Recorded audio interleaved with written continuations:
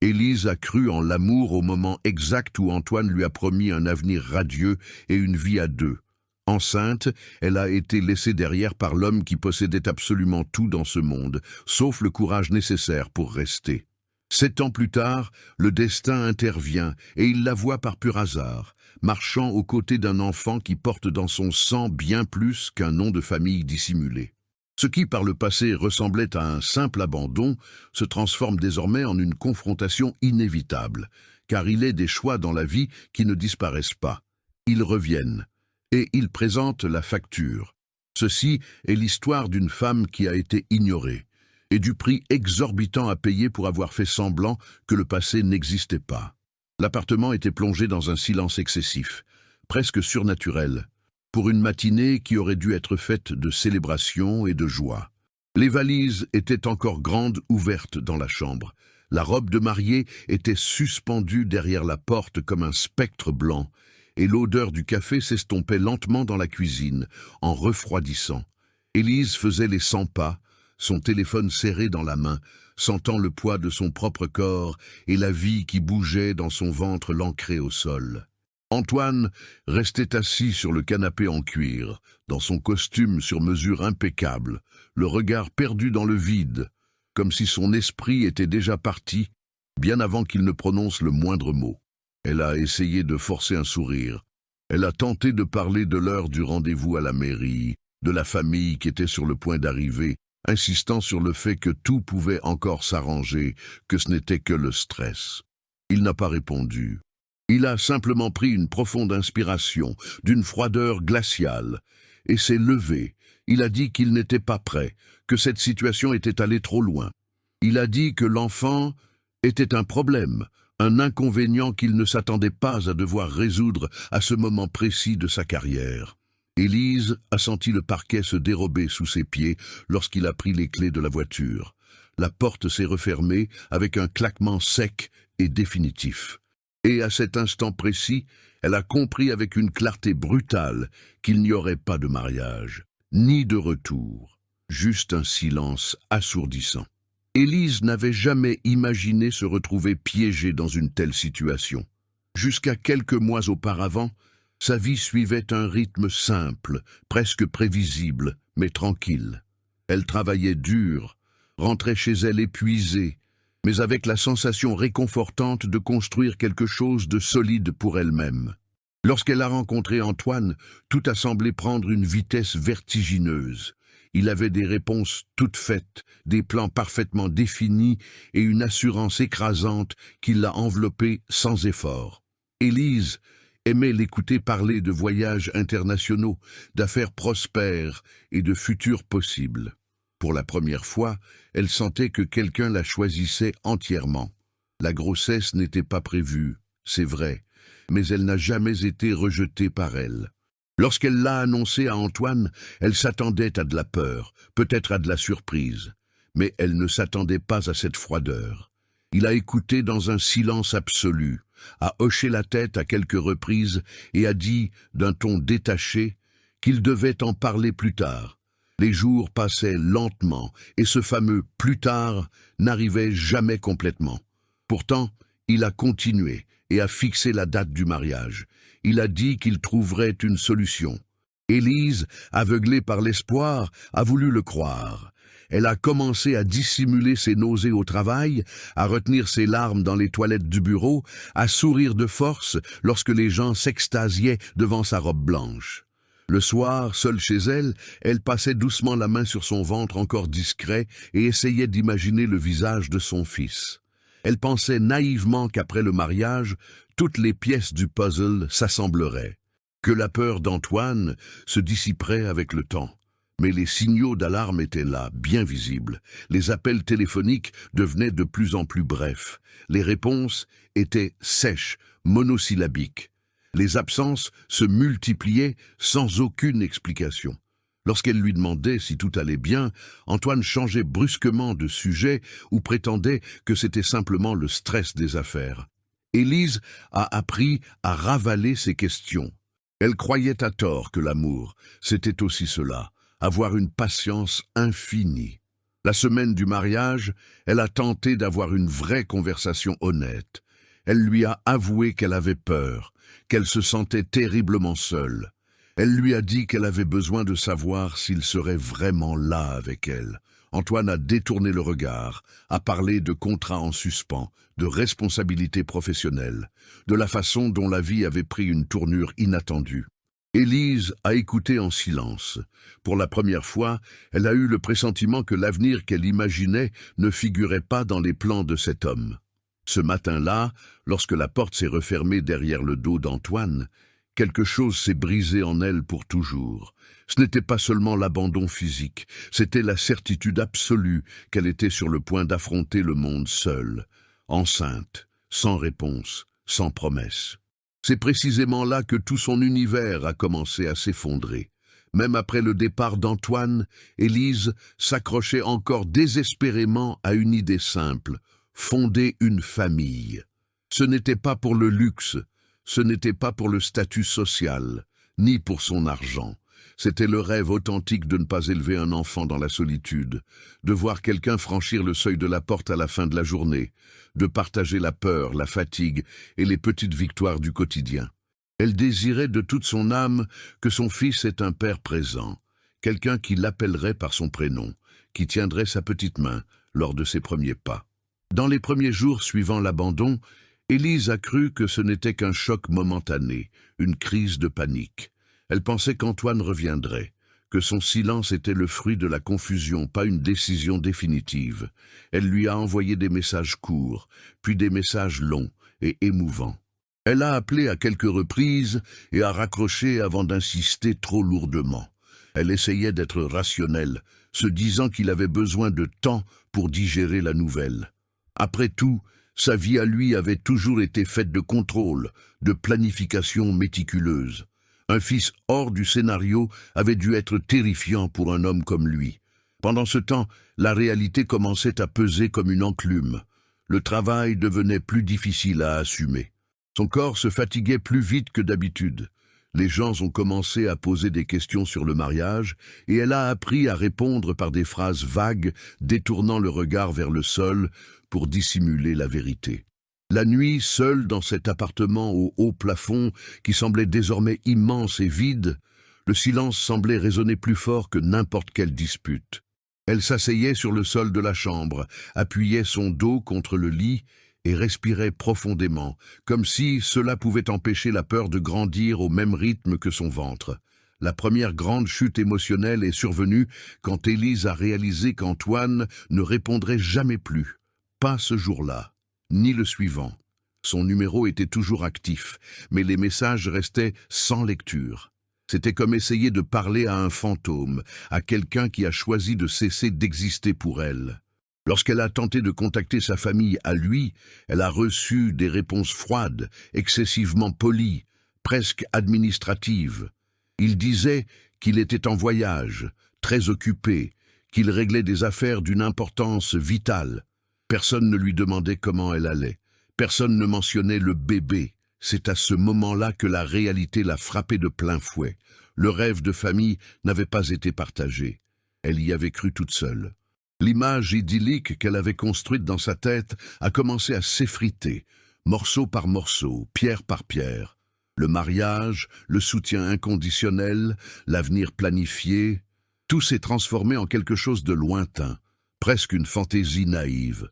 Élise a eu honte d'avoir été si crédule. Elle a ressenti de la culpabilité à continuer d'attendre quelque chose qui n'arriverait pas. Pourtant, il y avait une partie obstinée d'elle-même, qui refusait d'accepter l'abandon comme quelque chose de définitif. Peut-être qu'il apparaîtrait à la naissance de l'enfant. Peut-être qu'en voyant son propre fils, quelque chose changerait dans son cœur. C'était cet espoir fragile, presque invisible, qui la maintenait debout. Elle se répétait, encore et encore, qu'il était encore temps d'arranger les choses. Que certaines personnes ne comprennent la réalité que lorsqu'elles la voient de près. Et tandis que son ventre s'arrondissait mois après mois, Élise continuait d'essayer de sauver quelque chose qui avait déjà été laissé derrière depuis bien longtemps. Elle croyait encore pouvoir tout réparer. Elle n'acceptait pas encore que la chute avait été réelle et profonde. Le fond du gouffre n'est pas arrivé d'un coup. Il s'est installé petit à petit, s'infiltrant dans de petits silences qui ont fini par occuper chaque recoin de sa vie. Élise a commencé à vendre ce qu'elle pouvait. D'abord des objets qu'elle n'utilisait presque pas, puis des choses qui avaient une grande valeur sentimentale pour elle. Chaque vente était une tentative désespérée de gagner du temps. L'argent de son travail ne suffisait plus. Les rendez-vous médicaux et les factures s'accumulaient sans pitié. Son corps réclamait du repos à grands cris, mais la vie n'attendait pas, les charges n'attendaient pas. Les nuits sont devenues interminables. Élise se réveillait plusieurs fois, sentant le poids physique dans son ventre et une oppression dans la poitrine qui n'avait pas de nom. Elle ne pleurait pas toujours. Parfois, elle restait simplement à fixer le plafond dans l'obscurité, comptant les heures jusqu'à ce que le jour se lève. Lorsque le téléphone vibrait, son cœur s'accélérait par pur réflexe conditionné. Ce n'était jamais lui. Avec le temps, elle a cessé de vérifier l'écran. L'accouchement a eu lieu dans un hôpital public, simple, sans accompagnateur. Élise a serré fort la main d'une infirmière qu'elle ne connaissait pas tout en essayant de rester ferme et courageuse. Lorsque les pleurs du nouveau-né ont résonné dans la salle stérile, elle a ressenti un soulagement immense, mêlé à une peur paralysante. Léo est né petit, mais fort. En le prenant dans ses bras, Élise a pensé, pendant une seconde irrationnelle, qu'Antoine apparaîtrait par la porte, que ce moment magique changerait tout. Il n'est pas venu. Les jours suivants ont été un brouillard de fatigue extrême. Allaiter, se lever, changer les couches, essayer de dormir quelques minutes. Le monde semblait continuer sa marche normale, alors que le sien s'était arrêté complètement. Les gens demandaient où était le père de l'enfant, et elle répondait par des phrases courtes et rodées, conçues pour clore les conversations gênantes. Certaines personnes la regardaient avec une pitié évidente, d'autres avec un jugement silencieux. Très peu demandaient sincèrement si elle avait besoin d'aide. Il y a eu des jours sombres où Élise n'a même pas eu la force de sortir de son lit. Léo pleurait et elle se levait en mode automatique, les yeux brûlants et le corps lourd comme du plomb.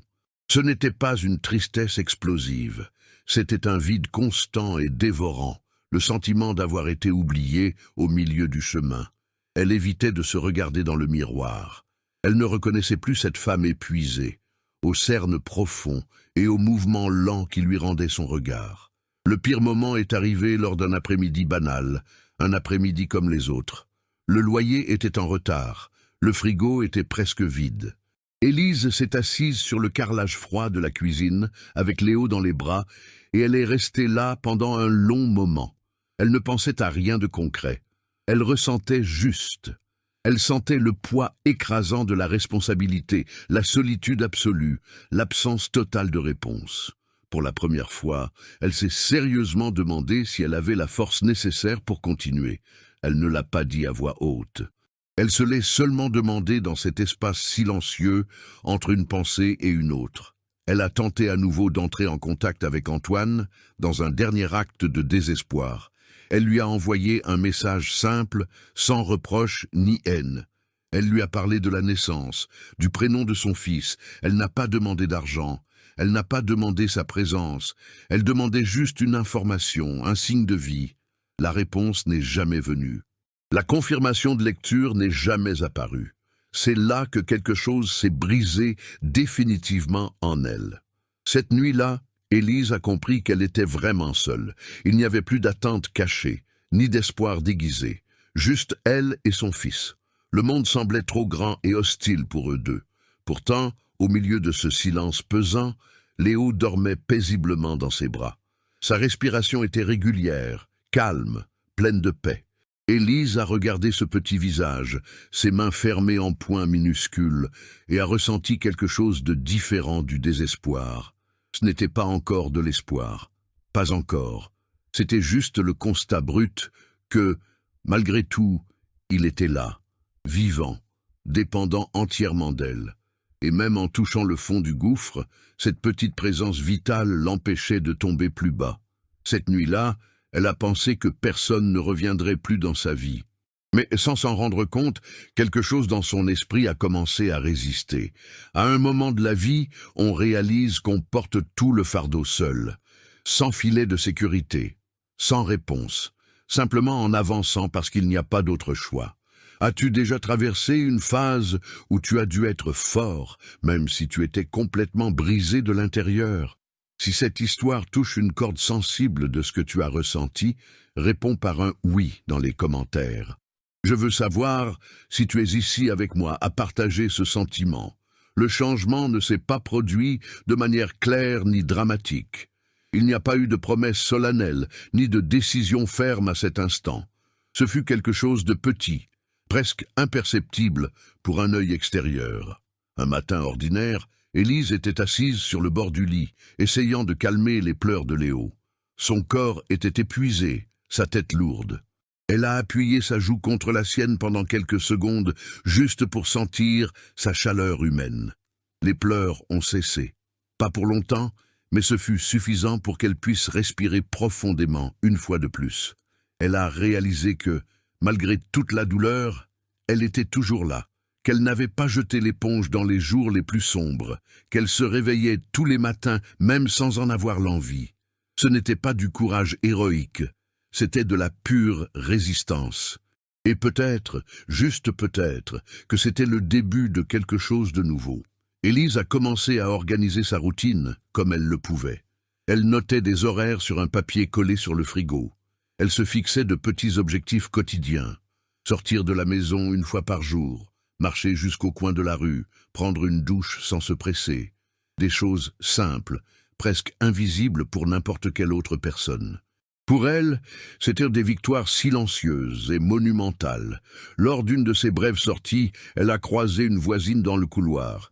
Une conversation rapide, sans entrer dans les détails. La femme lui a demandé si elle allait bien. Élise a répondu la vérité sans dramatiser. Elle a dit qu'elle était très fatiguée, mais qu'elle essayait. La voisine a simplement hoché la tête et, le lendemain, elle a laissé un sac avec quelques fruits frais devant sa porte. Elle n'a rien dit. Élise n'a rien dit non plus. Mais ce geste d'humanité est resté gravé dans son âme. Petit à petit, Élise a cessé d'attendre. Elle n'attendait pas le retour d'Antoine, mais une explication qu'elle savait ne jamais venir. Elle a cessé de vérifier son téléphone à chaque notification fantôme. Elle a cessé d'imaginer des retrouvailles qui n'auraient pas lieu. Au lieu de cela, elle a commencé à regarder Léo d'une autre manière. Pas comme le symbole de tout ce qui avait mal tourné dans sa vie, mais comme quelqu'un qui avait besoin d'elle complètement, sans réserve. Elle ressentait encore de la peur. Elle se demandait encore si elle serait suffisante pour lui. Elle se réveillait encore certaines nuits, avec le cœur qui battait la chamade. Mais quelque chose avait changé en elle. L'abandon a cessé d'être le centre de gravité de son univers. La douleur était toujours là, latente, mais elle ne commandait plus chacune de ses décisions. Un soir, alors qu'elle berçait Léo pour l'endormir, Élise s'est surprise à penser à l'avenir. Pas à de grands plans magistraux, ni à des fins de contes de fées. Elle a pensé à peine au lendemain.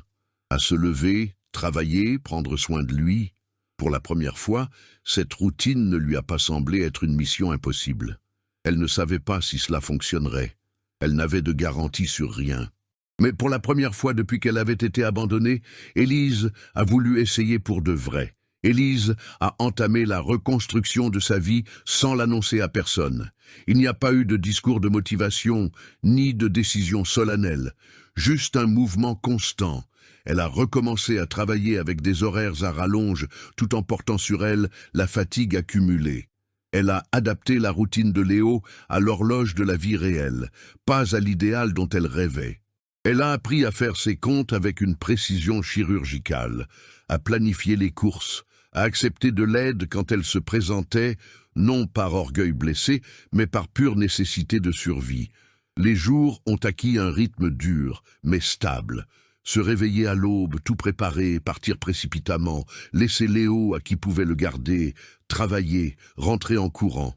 Le soir, le silence ne semblait plus vide, il semblait épuisé, mais plein. Élise s'asseyait sur le canapé avec son fils, endormi sur ses genoux, et restait là, immobile. sentant le poids de son corps se détendre peu à peu. Ce n'était pas le bonheur absolu, mais ce n'était pas non plus le désespoir. Elle a commencé à remarquer de petits changements en elle-même, des transformations subtiles, la façon dont elle répondait aux gens avec plus d'assurance, la manière plus ferme de dire non, l'absence de cette attente constante d'être choisie par quelqu'un d'autre. Élise ne se définissait plus par l'abandon qu'elle avait subi. Elle se définissait par ce qu'elle faisait tous les jours, même sans recevoir aucune reconnaissance. Pourtant, les conflits intérieurs n'ont pas disparu par magie.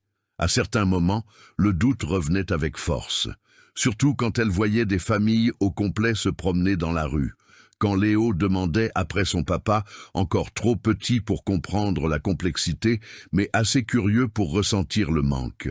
Élise se figeait. Elle répondait avec soin, sans mentir, mais sans blesser. Après, elle pleurait seule dans la salle de bain, en silence pour qu'ils ne l'entendent pas. Parfois, elle se demandait si elle avait failli à quelque chose d'essentiel, si elle aurait pu faire les choses différemment, si elle avait été trop naïve de faire confiance. Ces questions surgissaient surtout lors des nuits de grande fatigue, quand le corps faisait mal et que l'esprit cherchait des coupables là où il n'y en avait pas. Antoine apparaissait dans ses pensées comme une ombre lointaine et floue, pas avec colère, mais avec un poids inconfortable, difficile à nommer. Il y a eu des rechutes émotionnelles, bien sûr. Des jours où Élise a ressenti une envie immense de lui écrire, de lui raconter comment Léo grandissait, ses progrès, de lui demander si lui, au moins, y pensait quelquefois. Lors d'une de ces nuits, son téléphone à la main, elle s'est arrêtée juste avant d'envoyer quoi que ce soit. Elle a effacé le message, pas par orgueil, mais parce qu'elle a compris profondément que cette réponse ne viendrait jamais, et que, si elle venait, cela ne changerait peut-être absolument rien. La plus grande peur n'était plus la solitude, c'était d'échouer en tant que mère. C'était la terreur de ne pas être suffisante pour Léo. Élise exigeait trop d'elle-même. Chaque erreur lui semblait une catastrophe, chaque retard, une faute immense. Elle avait besoin de se rappeler tout le temps qu'elle faisait l'humainement possible. Pourtant, l'insécurité insistait pour rester comme une invitée indésirable. C'est par un après-midi banal qu'il s'est passé quelque chose de différent, quelque chose qui allait briser la routine. Élise rentrait du travail quand le téléphone a sonné. Un numéro inconnu s'est affiché sur l'écran. Elle a failli ne pas répondre. Elle a pensé à des créanciers, à des problèmes du quotidien. Elle a décroché par pure impulsion. À l'autre bout, une voix formelle a demandé à confirmer son nom. Elle a posé quelques questions simples de vérification. La voix a dit qu'il avait besoin de lui parler personnellement. Rien d'autre. Élise a raccroché le cœur battant, qui cognait dans sa poitrine. Un sentiment étrange s'est emparé d'elle. Ce n'était pas de la peur, ni de l'espoir. C'était la sensation viscérale que quelque chose, qu'elle croyait enterré, était sur le point de refaire surface. Elle a pris une grande inspiration, a regardé Léo dans le rétroviseur sur le siège arrière et a continué de conduire, sans savoir que cet appel serait le début du moment qu'elle avait évité pendant des années. La rencontre a eu lieu quelques jours plus tard, dans un endroit neutre, loin de toute mémoire partagée qui pourrait faire mal. Élise est arrivée en avance. Elle s'est assise à une table avec Léo à ses côtés, essayant de garder un calme qu'elle ne ressentait pas. Son cœur battait plus vite qu'elle n'aurait aimé l'admettre, mais son visage restait ferme, impassible. Elle n'était pas là pour demander quoi que ce soit, ni pour réclamer des dettes émotionnelles, juste pour clore un cycle qui n'avait jamais eu de fin claire. Quand Antoine est entré, elle l'a reconnu immédiatement. La même démarche assurée de toujours, le même regard attentif qui scannait les lieux. Mais quelque chose en lui semblait différent, plus rigide, plus contenu. Il s'est arrêté net en la voyant. Puis, ses yeux sont descendus lentement jusqu'à se poser sur Léo. Le temps a semblé ralentir dans cet instant éternel. L'enfant tenait un petit jouet dans la main, distrait, totalement inconscient du poids historique de ce moment. Antoine a mis quelques secondes à s'approcher, comme si une force invisible le retenait. Il s'est assis en face d'Élise, sans savoir exactement quoi dire, perdu dans la situation. Le silence entre eux était dense, chargé de toutes les années non vécues. Il a tenté d'esquisser un sourire, mais le geste n'a pas tenu. Il regardait Léo avec une attention excessive, comme quelqu'un qui cherche à trouver des réponses universelles dans des traits simples. Élise a été la première à briser la glace. Elle n'a pas élevé la voix, elle n'a pas accusé, elle a dit à peine le strict nécessaire. Elle a parlé de la grossesse, de la naissance, des premières années de vie. Elle n'est pas entrée dans les détails douloureux. Elle n'a pas mentionné les nuits blanches ni les humiliations subies. Elle a raconté des faits froids. Antoine a écouté dans un silence sépulcral. Quand il a tenté de l'interrompre, elle a continué de parler. Pour la première fois de sa vie, elle ne s'est pas sentie petite face à sa présence. Antoine a demandé pardon. Il a dit qu'il n'avait pas su gérer la chose, qu'il avait fui comme un lâche, qu'il avait une peur panique de perdre le contrôle de sa propre vie parfaite. Il a parlé de regrets profonds, de choix erronés, de temps perdu qui ne revient pas. Pendant qu'il parlait, Élise a perçu quelque chose d'inattendu en elle. Elle ne ressentait plus de colère. Elle ne ressentait pas non plus de soulagement, juste une clarté absolue. Elle lui a expliqué calmement que Léo n'était ni une conséquence, ni une erreur. C'était une personne, qu'il a grandi sans promesse brisée parce qu'elle ne lui en a jamais faite. Elle lui a dit qu'elle avait appris à vivre sans rien attendre de celui qui a décidé de partir de son propre chef. Qu'elle a tout construit seule, non par force surhumaine, mais par pur manque d'alternative, et que cela l'avait transformée pour toujours. Antoine a demandé d'une voix tremblante s'il y avait encore quelque chose qu'il pouvait faire. La question est restée suspendue dans l'air pendant quelques secondes. Élise a regardé Léo, qui l'observait maintenant avec une curiosité enfantine.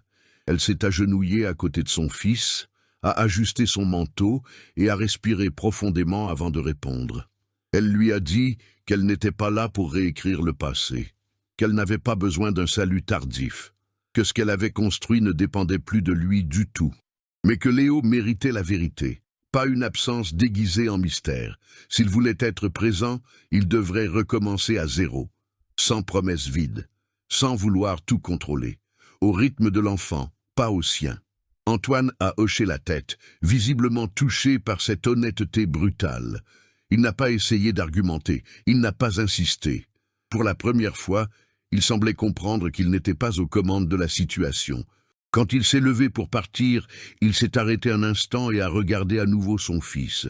Léo a fait un signe de la main sans connaître la signification profonde de ce geste. Antoine a répondu, les yeux humides d'émotion.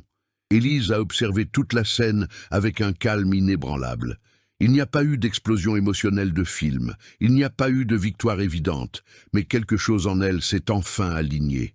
Elle est entrée dans cette rencontre comme la femme qui avait été laissée derrière. Elle en est sortie comme quelqu'un qui a choisi de ne plus jamais se diminuer. En marchant vers la sortie, elle a senti le poids des années se réorganiser sur ses épaules.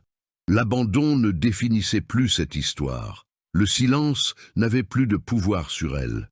Elle avait affronté le fantôme de son passé sans se perdre dans le processus. Et cela, en soi, était déjà la forme la plus pure de dépassement. Des mois ont passé depuis cette rencontre décisive. La vie n'a pas changé de manière dramatique ni spectaculaire. Il n'y a pas eu de coup de théâtre soudain ni de promesses tenues du jour au lendemain. Ce qui a changé, c'est le rythme intérieur. La sensation constante de courir après quelque chose a laissé place à un calme discret, presque timide.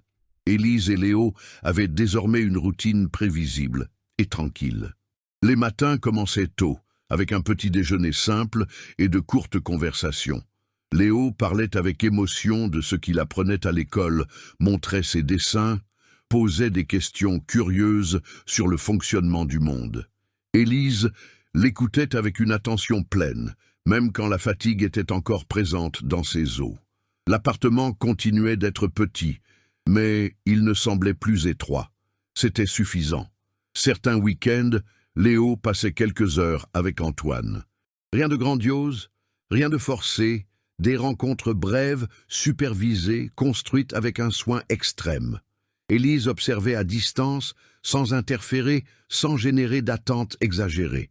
Il n'y avait pas une confiance totale, mais il y avait des limites claires et respectée. Et c'était quelque chose de nouveau, pour les deux.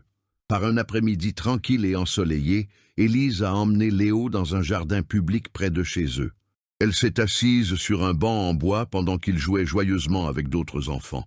Le soleil était bas, baignant tout d'une lumière douce et dorée.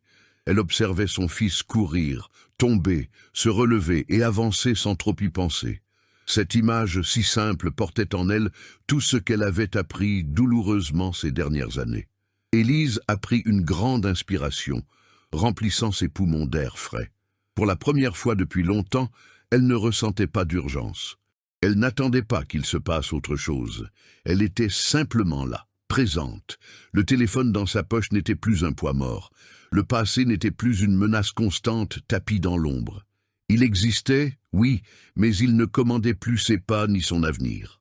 Quand Léo est revenu en courant et s'est assis à ses côtés, Élise a passé son bras autour de ses petites épaules.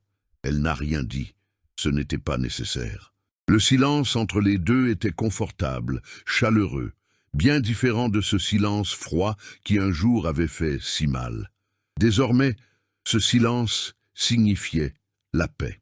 Alors que le ciel commençait à s'assombrir, Élise s'est levée, a pris la main de son fils et a pris le chemin de la maison. Chaque pas semblait léger, même sans promesse d'un avenir parfait garanti. Elle savait qu'il y aurait encore des défis, des doutes, des ajustements à faire, mais elle savait aussi avec certitude qu'elle ne marchait plus dans l'obscurité. Elle n'a pas vaincu le monde entier, elle n'a pas obtenu une justice poétique complète, elle n'a pas effacé le passé, mais elle a vaincu les démons qui étaient en elle, et c'était plus que suffisant. Élise a appris que certaines personnes entrent dans notre vie en promettant un avenir radieux, mais s'enfuient quand le présent exige du courage. Pendant longtemps, elle a cru que l'abandon disait quelque chose sur sa propre valeur en tant que femme, qu'avoir été quittée signifiait ne pas avoir été suffisante. Elle a mis du temps à comprendre que le choix de partir en dit plus sur celui qui fuit que sur celui qui reste. La douleur l'a forcée à grandir avant l'heure, pas par volonté propre, mais par pure nécessité. Elle a découvert que la vraie force ne naît pas de beaux discours de motivation, mais de la répétition quotidienne de continuer, même quand il n'y a d'applaudissements de personne. Que aimer, parfois, c'est simplement rester. Et que protéger quelqu'un peut signifier apprendre à se protéger soi-même d'abord. Élise a aussi appris qu'attendre la reconnaissance d'autrui peut nous laisser prisonniers du passé. Quand elle a lâché cette attente, elle a réussi à avancer. Elle n'a pas eu besoin de vengeance, ni de validation tardive de quiconque. Elle a eu besoin seulement de limites claires et de choix conscients. Le pardon, pour elle, n'a pas été d'oublier ce qui s'est passé. C'était d'arrêter de permettre que l'absence de l'autre commande sa vie. Le plus grand héritage qu'Élise a laissé n'a pas été une histoire de dépassement grandiose et médiatique, mais un exemple silencieux et constant pour son fils. Léo a grandi en voyant une mère qui est tombée, s'est relevée et a avancé. Pas parfaite, pas invincible, simplement présente. Et cela lui a appris plus que n'importe quelle explication, avec des mots n'aurait pu le faire. Certaines histoires n'ont pas de fins idéales de cinéma. Elles ont des fins possibles, réelles, et parfois, c'est plus authentique que n'importe quel conte de fées. Élise n'a pas récupéré ce qu'elle a perdu il y a des années. Mais elle a construit quelque chose de nouveau, de ses propres mains, sur un terrain qui semblait détruit complètement. Et cela a tout changé pour toujours. Si cette histoire t'a touché le cœur d'une certaine manière, laisse ton like. C'est la façon la plus simple de me montrer que ce type de contenu profond a du sens pour toi. Maintenant, dis-moi dans les commentaires, depuis quelle ville ou quel pays nous regardes-tu aujourd'hui? Je lis tous les commentaires et je m'assure de répondre avec beaucoup d'affection.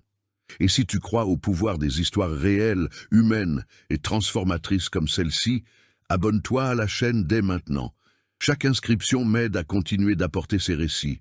Ne pars pas encore. Choisis l'une des vidéos qui apparaissent à l'écran et continue avec moi. On se voit à la prochaine.